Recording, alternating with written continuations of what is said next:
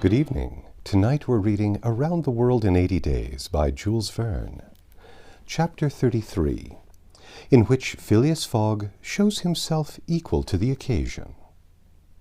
An hour after, the Henrietta passed the lighthouse which marks the entrance of the Hudson, turned the point of Sandy Hook, and put to sea.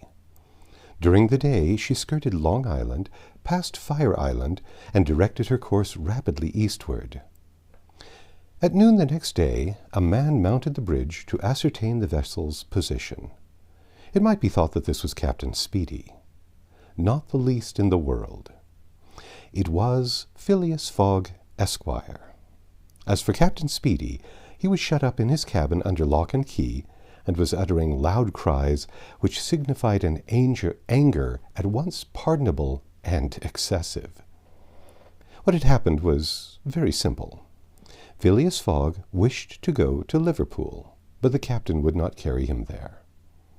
Then Phileas Fogg had taken passage for Bordeaux, and, during the 30 hours he had been on board, had so shrewdly managed with his banknotes that the sailors and stokers, who were only an occasional crew and were not on the best terms with the captain, went over to him in a body. This was why Phileas Fogg was in command instead of Captain Speedy, why the captain was a prisoner in his cabin, and why, in short, the Henrietta was directing her course toward Liverpool. It was very clear, to see Mr. Fogg manage the craft, that he had been a sailor. How the adventure ended will be seen anon. Aouda was anxious, though she said nothing. As for Passepartout, he thought Mr. Fogg's maneuver simply glorious. The captain had said, between 11 and 12 knots, and the Henrietta confirmed his prediction. If then, for there were ifs still, the sea did not become too boisterous, if the wind did not veer round to the east, if no accident happened to the boat or its machinery, the Henrietta might cross the 3,000 miles from New York to Liverpool in the 9 days between the 12th and the 21st of December. It is true that, once arrived, the affair on board the Henrietta, added to that of the Bank of England, might create more difficulties for Mr. Fogg than he imagined or could desire. During the first days they went along smoothly enough. The sea was not very unpropitious, the wind seemed stationary in the northeast, the sails were hoisted, and Henrietta ploughed across the waves like a real transatlantic steamer. Passepartout was delighted. His master's latest exploit, the consequence of which he ignored, enchanted him. Never had the crew seen so jolly and dexterous a fellow. He formed warm friendships with the sailors, and amazed them with his acrobatic feats. He thought they managed the vessel like gentlemen, and that the stokers fired up like heroes. His loquacious good humor infected everybody. He had forgotten the past, its vexations and delays. He only thought of the end, so nearly accomplished, and sometimes he boiled over with impatience, as if heated by the furnaces of the Henrietta. Often, also, the worthy fellow revolved around Fix, looking at him with a keen, distrustful eye, but he did not speak to him, for their old intimacy no longer existed. Fix, it must be confessed, understood nothing of what was going on. The conquest of the Henrietta, the bribery of the crew, Fogg managing the boat like a skilled seaman, amazed and confused him. He did not know what to think, for, after all, a man who began by stealing 50,000 pounds might end by stealing a vessel, and Fix was not unnaturally inclined to conclude that the Henrietta under Fogg's command was not going to Liverpool at all, but to some part of the world where the robber, turned into a pirate, would quietly put himself in safety. The conjecture was at least a plausible one, and the detective began to seriously regret that he had embarked on the affair. As for Captain Speedy, he continued to howl and growl in his cabin, and Passepartout, whose duty it was to carry him his meals, courageous as he was, took the greatest precautions. Mr. Fogg did not seem even to know that there was a captain on board.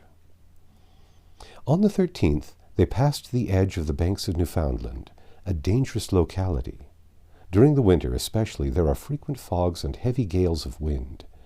Ever since the evening before, the barometer, suddenly falling, had indicated an approaching change in the atmosphere, and during the night the temperature varied. The cold became sharper, and the wind veered to the southeast. This was a misfortune. Mr. Fogg, in order not to deviate from his course, furled his sails and increased the force of the steam, but the vessel's speed slackened, owing to the state of the sea, the long waves of which broke against the stern. She pitched violently, and this retarded her progress. The breeze, little by little, swelled into a tempest, and it was to be feared that the Henrietta might not be able to maintain herself upright on the waves. Passepartout's visage darkened with the skies, and for 2 days the poor fellow experienced constant fright. But Phileas Fogg was a bold mariner, and knew how to maintain headway against the sea, and he kept on his course without ever decreasing his steam. The Henrietta, when she could not rise upon the waves, crossed them, swamping her deck, but passing safely. Sometimes the screw rose out of the water, beating its protruding end, and when a mountain of water raised the stern above the waves. But the craft always kept straight ahead. The wind, however, did not grow as boisterous as might have been feared. It was not one of those tempests which burst and rush on with a speed of 90 miles an hour. It continued fresh, but unhappily it remained obstinately in the southeast, rendering the sails useless. The 16th of December was the 75th day since Phileas Fogg's departure from London, and the Henrietta had not been seriously delayed. Half of the voyage was almost accomplished, and the worst localities had been passed. In summer, success would have been well nigh certain. In winter, they were at the mercy of the bad season. Passepartout said nothing, but he cherished hope in secret, and comforted himself with the reflection that if the wind failed them, they might still count on the steam. On this day, the engineer came on deck, went up to Mr. Fogg, and began to speak earnestly with him. Without knowing why, it was a presentiment, perhaps, Passepartout became vaguely uneasy. He would have given one of his ears to hear with the other what the engineer was saying. He finally managed to catch a few words, and was sure he heard his master say, "You are certain of what you tell me?" "Certain, sir," replied the engineer. "You must remember that since we started we have kept up hot fires in all our furnaces, and that though we had coal enough to go on short steam from New York to Bordeaux, we haven't enough to go with all steam from New York to Liverpool." "I will consider," replied Mr. Fogg. Passepartout understood it all. He was seized with mortal anxiety. The coal was giving out. "Ah, if my master can get over that," muttered he, "he'll be a famous man." He could not help imparting to Fix what he had overheard. "Then you believe that we really are going to Liverpool?" "Of course." "Ass," replied the detective, shrugging his shoulders and turning his head. Passepartout was on the point of vigorously resenting the epitaph, the reason of which he could not for the life of him comprehend. But he reflected that the unfortunate Fix was probably very much disappointed and humiliated in his self-esteem after having so awkwardly followed a false scent around the world, and refrained. And now, what course would Phileas Fogg adopt? It was difficult to imagine. Nevertheless, he seemed to have decided upon one, for that evening he sent for the engineer and said to him, "Feed all the fires until the coal is exhausted." A few moments after that, the funnel of the Henrietta vomited forth torrents of smoke. The vessel continued to proceed with all steam on, but on the 18th, the engineer, as he had predicted, announced that the coal would give out in the course of the day. "Do not let the fires go down," replied Mr. Fogg. "Keep them up to the last. Let the valves be filled." Toward noon, Phileas Fogg, having ascertained their position, called Passepartout and ordered him to go for Captain Speedy. It was as if the honest fellow had been commanded to unchain a tiger. He went to the poop, saying to himself, "He will be like a madman." In a few moments, with cries and oaths, a bomb appeared on the poop deck. The bomb was Captain Speedy, and it was clear that he was on the point of bursting. "Where are we?" were the first words his anger permitted him to utter. Had the poor man been an apoplectic, he could never have recovered from his paroxysm of wrath. "Where are we?" he repeated with a purple face. 707 miles from Liverpool," replied Mr. Fogg, with an imperturbable calmness. "Pirate!" cried Captain Speedy. "I have sent for you, sir." "Picaroon!" "Sir," continued Mr. Fogg, "to ask you to sell me your vessel." "No, by all the devils, no!" "But I shall be obliged to burn her." "Burn the Henrietta?" "Yes, at least the upper part of her. The coal has given out." "Burn my vessel?" cried Captain Speedy, who could scarcely pronounce the words. "A vessel worth $50,000? "Here are 60,000, replied Phileas Fogg, handing the captain a roll of banknotes. This had a prodigious effect on Andrew Speedy. An American can hardly remain unmoved at the sight of $60,000. The captain forgot in an instant his anger, his imprisonment, and all his grudges against his passenger. The Henrietta was 20 years old. It was a great bargain. The bomb would not go off after all. Mr. Fogg had taken away the match. "And I still have the iron hull?" said the captain in a softer tone. "The iron hull and the engine. Is it agreed?" "Agreed." And Andrew Speedy, seizing the banknotes, counted them and consigned them to his pocket. During this colloquy, Passepartout was as white as a sheet, and Fix seemed on the point of having an apoplectic fit. Nearly £20,000 had been expended, and Fogg left the hull and engine to the captain. That is, near the whole value of the craft. It was true, however, that £55,000 had been stolen from the bank. When Andrew Speedy had pocketed the money, Mr. Fogg said to him, "Don't let this astonish you, sir. You must know that I shall lose £20,000 unless I arrive in London by 9:15 on the evening of the 21st of December.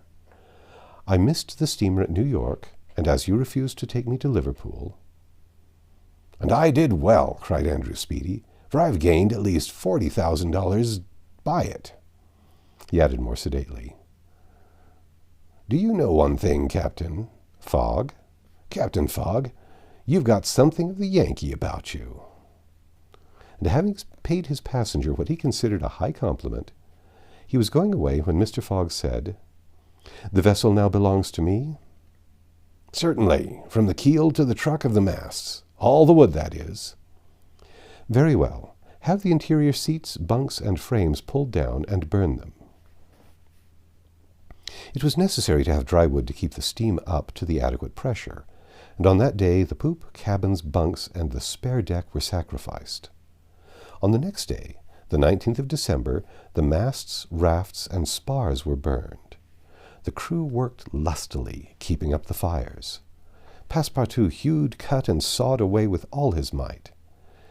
There was a perfect rage for demolition. The railings, fittings, the greater part of the deck, and the topsides disappeared on the 20th. And the Henrietta was now only a flat hulk. But on this day they sighted the Irish coast and the Fastnet Light. By 10 in the evening they were passing Queenstown. Phileas Fogg had only 24 hours more in which to get to London. That length of time was necessary to reach Liverpool with all steam on, and the steam was about to give out altogether.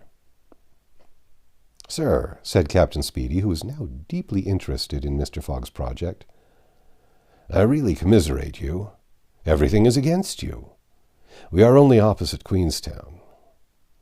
"Ah," said Mr. Fogg, "is that the place where we see the lights, Is that place where we see the lights, Queenstown?" "Yes." "Can we enter the harbor?" "Not under 3 hours. Only at high tide." "Stay," replied Mr. Fogg calmly, without betraying in his features that by a supreme inspiration he was about to attempt once more to conquer ill fortune. Queenstown is the Irish port at which the transatlantic steamers stop to put off the mails. These mails are carried to Dublin by express trains, always held in readiness to start. From Dublin they are sent on to Liverpool by the most rapid boats, and thus gain 12 hours on the Atlantic steamers. Phileas Fogg counted on gaining 12 hours in this way. Instead of arriving at Liverpool the next evening by the Henrietta, he would be there by noon, and would therefore have time to reach London before 9:15 in the evening. The Henrietta entered Queenstown harbour at 1 o'clock in the morning, it then being high tide, and Phileas Fogg, after being grasped heartily by the hand by Captain Speedy, left that gentleman on the levelled hulk of his craft, which was still worth half what he had sold it for. The party went on shore at once. Fix was greatly tempted to arrest Mr. Fogg on the spot, but he did not. Why? What struggle was going on within him? Had he changed his mind about his man? Did he understand that he had made a grave mistake? He did not, however, abandon Mr. Fogg. They all got on the train, which was just ready to start, at 1:30. At dawn of the day they were in Dublin, and they lost no time in embarking on a steamer which, disdaining to rise above the waves, invariably cut through them. Phileas Fogg at last disembarked on the Liverpool quay at 20 minutes before 12, 21st of December. He was only 6 hours distant from London. But at this moment Fix came up, put his hand upon Mr. Fogg's shoulder, and, showing his warrant, said, "You are really Phileas Fogg?" "I am." "I arrest you in the Queen's name." That's the end of chapter 33. Come back tomorrow and we'll read chapter 34.